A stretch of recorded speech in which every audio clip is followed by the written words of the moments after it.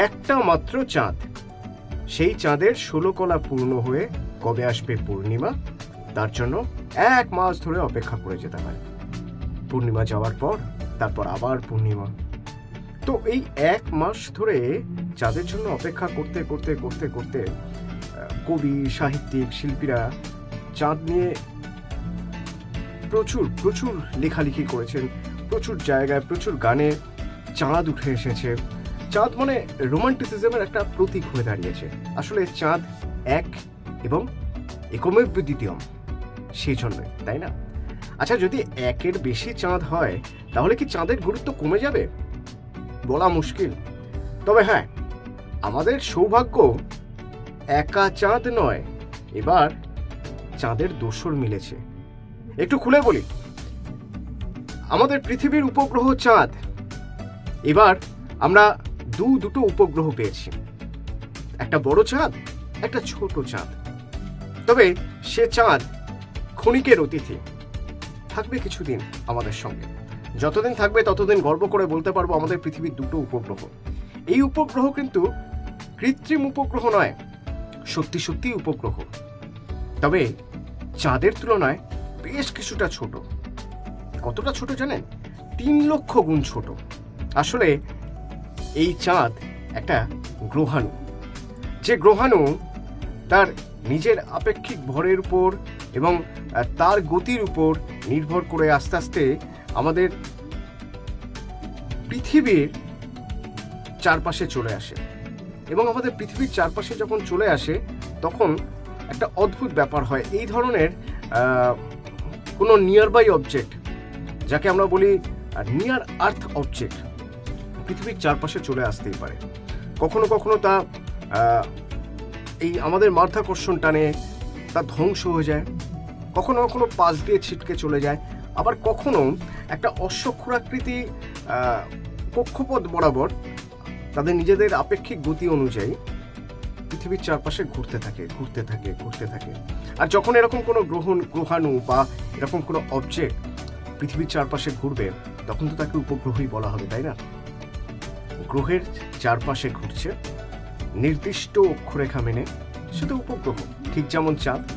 তবে ওই যে বলছিলাম যে এই গ্রহাণু যথেষ্ট ছোট। কতটা ছোট জানেন? একটা হিসেব দিই আপনাদের।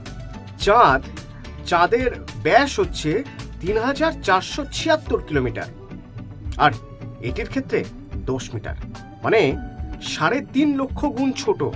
তবু চাঁদ তো, চাঁদের ছোট বড় হয়, চাঁদ মানে চাঁদই হয়।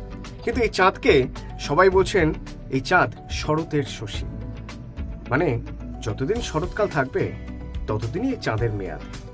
আসলে সেভাবে হিসেব করে দেখতে গেলে এই শশী বা নতুন ছোট চাঁদের মেয়াদ 53 দিনের। 53 দিন আমাদের চারপাশে ঘুরবে এই চাঁদ। 53 দিন পর ভ্যানিশ, গ্রহাণু যেভাবে এসেছিল সেভাবেই চলে যাবে। যাক না, ক্ষণিকের অতিথি হিসেবে রয়ে যাক। দুটো চাঁদ নিয়ে এখন আমাদের পৃথিবীর সংসার, দুটো উপগ্রহ, বড় চাঁদ, ছোট চাঁদ। বড় চাঁদ যেমন ছিল তেমনই আছে, ছোট চাঁদ ক্ষণিকের অতিথি, শরতের শশী, থাকবে 53 দিন। এই চাঁদ খালি চোখে দেখা যাবে না, এই চাঁদের জন্য বিশেষ টেলিস্কোপ লাগবে। আসলে এতটাই ছোট, খালি চোখে দেখা সম্ভব নয়। নাই বা থাকলো, অস্তিত্ব যে রয়েছে তা তো জানা গেল। বিজ্ঞানীরা নজরে রেখেছেন। বিজ্ঞানীরা বলছেন এই মুহূর্তে 2টি চাঁদ আমাদের পৃথিবীর চারপাশে ঘুরছে, বা বলা ভালো 2টি উপগ্রহ পৃথিবীর চারপাশে ঘুরছে।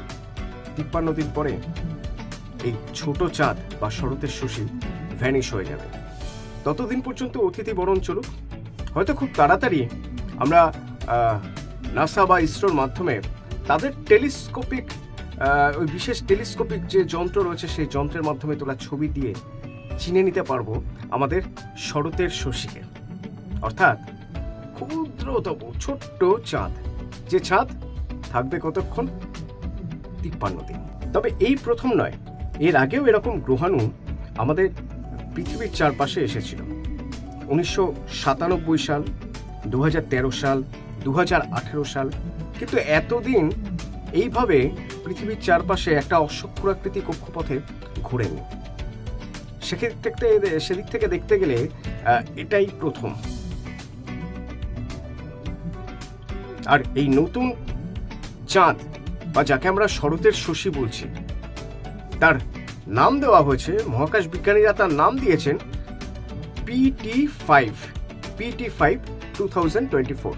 যেহেতু 2024-এ দেখা গেছে তাই 2024, আসল নাম PT5। আর আমাদের জন্য শরতের শশী।